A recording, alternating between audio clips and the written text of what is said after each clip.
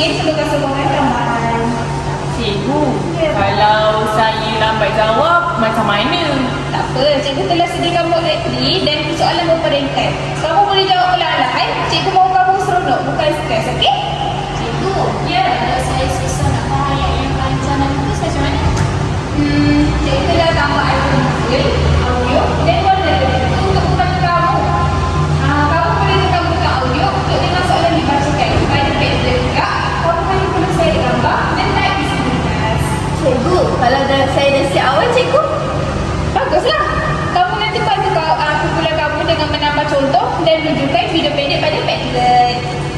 Cikgu, kalau saya malu nak bercakap, Awak boleh rakam suara atau type komen. Tidak perlu bercakap depan semua orang. Cikgu mahu semua bergurau bersuara mengikut keselesaan masing-masing.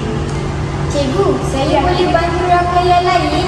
Boleh Akrim, kamu akan menjadi ketua teknik kelas. Tugas kamu bantu rakan blok masuk dan gunakan peranti. Kita belajar bersama, bukan bersaing. Okey, baik semua, mari kita mulakan. Ingat, tujuan kita ialah belajar secara inklusif, menarik dan saling menyokong. Baik, cikgu. Jom buat sama-sama.